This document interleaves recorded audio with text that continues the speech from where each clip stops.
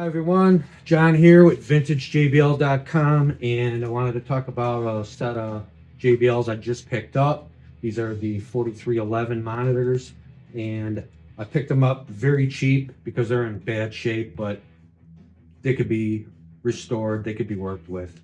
Anyway, let me show you what I have, and I want to talk a little bit about the 4311. Grill cover. It's got stains all over it, so I'll probably just get some new fabric. Second one, obviously there's a problem here. And that's because it's cracked, and that's pretty common with these 4311s. It's pretty thin, and it's made out of particle board, so it's not real strong, and if it gets dropped, it's going to break. It's going to break at its weakest point here. But easy fix. Since I've had 4 or 5 sets of these, I made my own template. Super easy to make. Fits perfect. Right away, that's the wrong mid-range. This is a LE5-10. Usually find these in 4311B. The original mid-ranges that belong in the 4311 is this, and this is the LE5-2, and this is the same mid-range that is in the L100.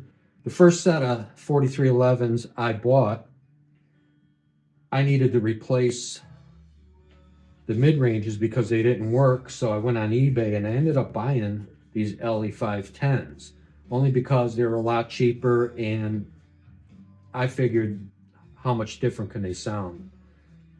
When I put them in, I couldn't believe how good they sounded. They sounded great. These 10s actually sound better than the 2s. Try it out.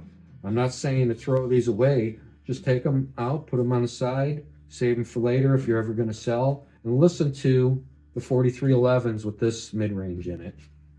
The tweeter is a LE25-2, and the Woofer is a 2213. Now the 2213 is exactly the same as the Woofer in the L100 later version, which is the 123A3. Even in manual, they say the replacement is this one here, so they have the same polarity, and they are the same exact drivers. They have different model numbers, but they're exactly the same. Ken from Upland schooled me on that a few years ago because I thought they were different. Anyway, I don't know why the 4311 sounds better than the L100. It has the same exact crossover. I mean, at least the caps, the cap values are exactly the same. It's got the same polarity woofer. It has the same mid-range. The only difference is the way it's configured and that tweeter. If that's the difference, that's the difference, because everybody I know that listens to 4311s, they say the same thing. They sound better than L100s, all versions. So even Kevin from Skylab says that.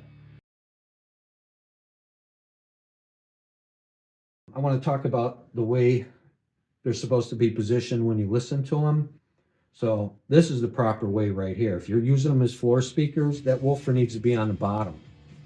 I see a lot of people display them online in their pictures with the woofer on top, and they got them down on the floor or on some small stands. You can't have the tweeter and the mid-range down on the floor. I mean, I don't know how you're going to hear that.